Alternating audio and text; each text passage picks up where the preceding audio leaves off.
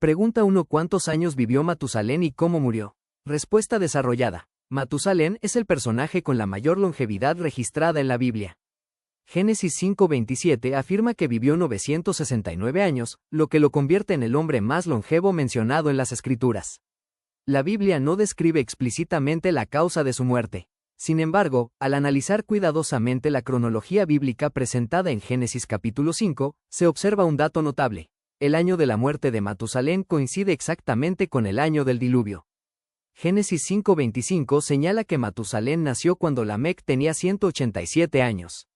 Génesis 7:6 indica que el diluvio ocurrió cuando Noé tenía 600 años. Al sumar los años de las generaciones desde Adán hasta Noé, el resultado muestra que Matusalén murió en el mismo año en que comenzaron las aguas del juicio. Esto ha llevado a muchos intérpretes bíblicos a sostener que Matusalén murió poco antes del diluvio, posiblemente como una manifestación de la paciencia divina, retrasando el juicio hasta el último momento. Nota interpretativa. El nombre Matusalén suele interpretarse como, cuando él muera, será enviado, lo cual algunos consideran una señal profética relacionada con el diluvio, aunque la Biblia no lo afirma de forma explícita. Génesis 5:25 al 27, Génesis 7:6, Reina Valera 1909, pregunta 2. ¿Cuáles eran las medidas reales del arca de Noé y cabían los animales? Respuesta desarrollada. Dios dio instrucciones exactas sobre las dimensiones del arca en Génesis 6:15. 300 codos de largo, 50 codos de ancho y 30 codos de alto. Utilizando el codo hebreo común, aproximadamente 45.7 centímetros, el arca medía aproximadamente 137 metros de largo, 23 metros de ancho, 14 metros de alto. Esto da un volumen interno cercano a 43.000 metros cúbicos, equivalente a 569 vagones de tren de carga modernos.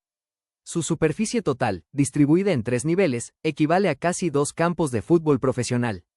La Biblia no afirma que Noé llevó todas las especies modernas, sino representantes de cada tipo hebreo min. Esto significa categorías amplias, no la diversidad genética actual.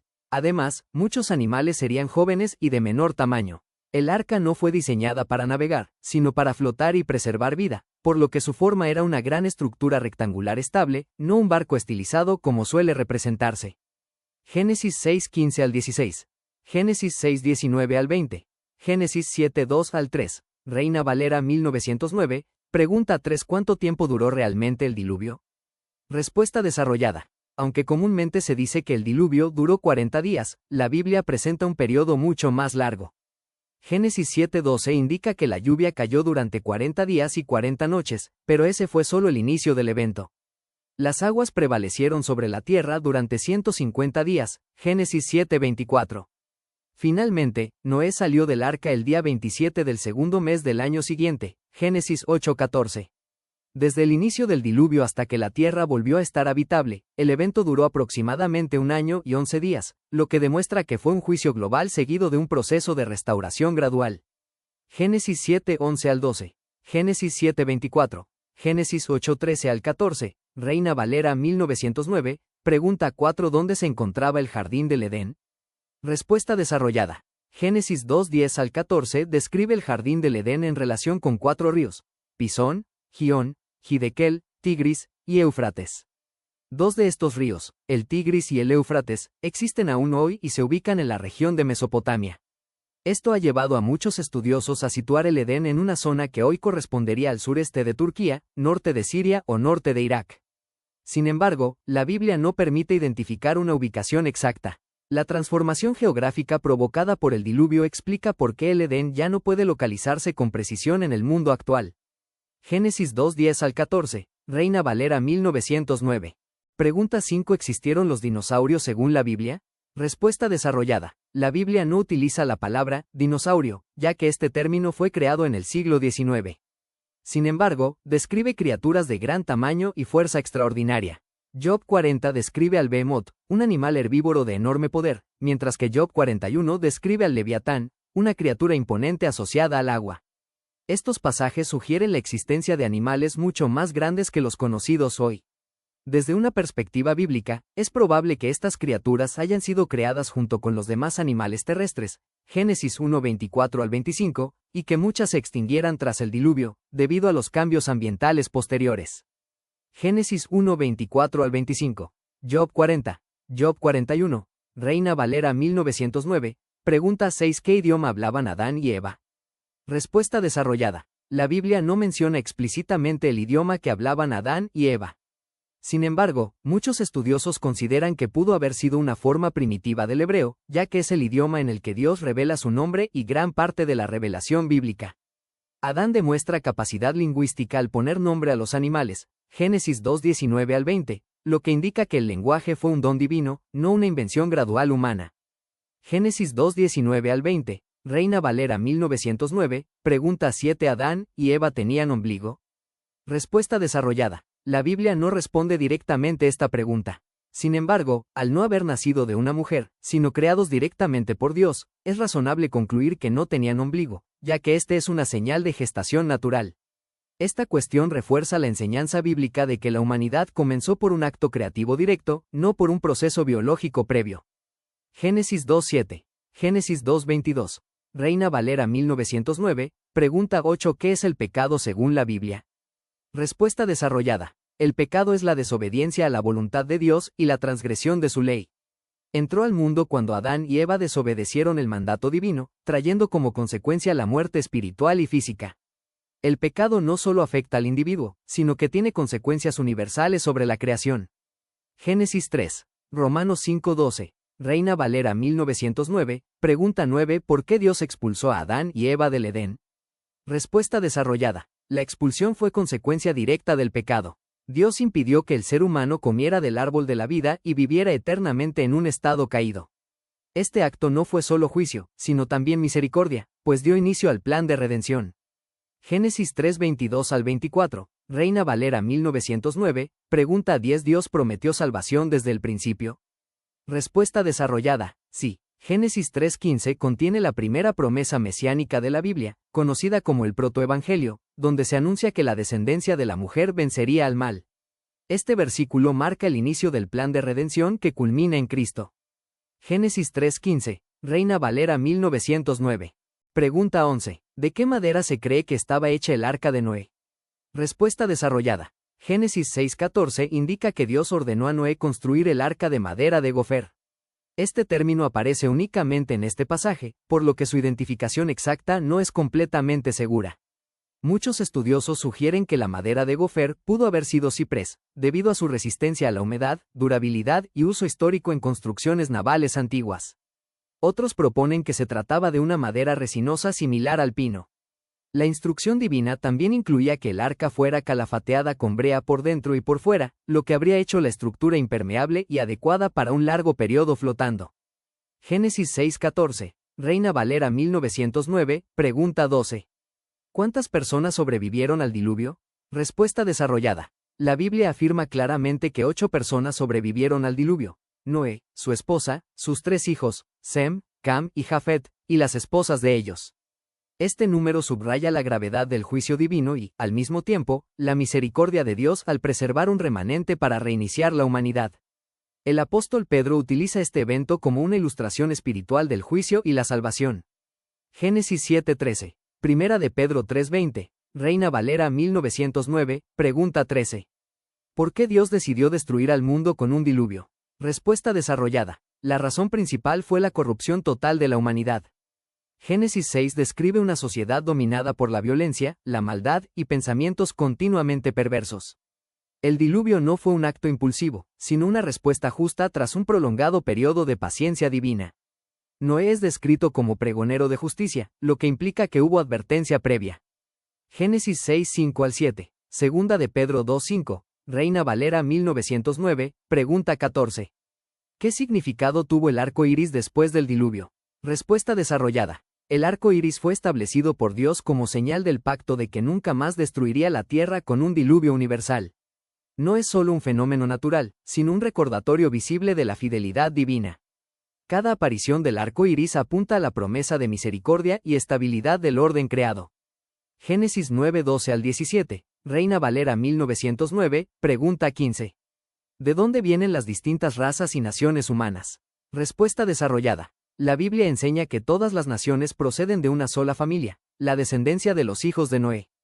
Génesis 10 presenta la llamada Tabla de las Naciones, donde se describe la expansión humana tras el diluvio. Las diferencias étnicas y culturales no contradicen la unidad del género humano, sino que reflejan adaptación, dispersión geográfica y desarrollo histórico. Génesis 10. Hechos 17:26. Reina Valera 1909. Pregunta 16. ¿Qué fue la Torre de Babel y por qué Dios confundió las lenguas? Respuesta desarrollada. La Torre de Babel fue un intento humano de alcanzar prestigio y unidad sin Dios. La construcción simbolizaba autosuficiencia y orgullo colectivo. Dios confundió las lenguas para frenar una rebelión organizada y forzar la dispersión de la humanidad por toda la tierra, cumpliendo así su mandato original. Génesis 11:1-9, Reina Valera 1909, pregunta 17.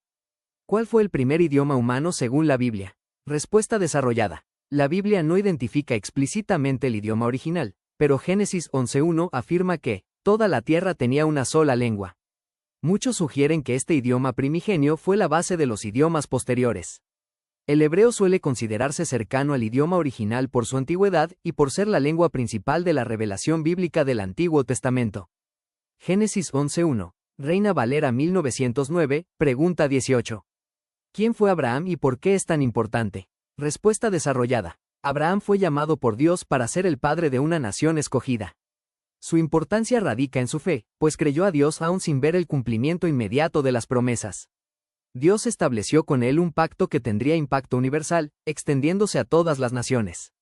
Génesis 12:1-3, Génesis 15:6, Reina Valera 1909, pregunta 19.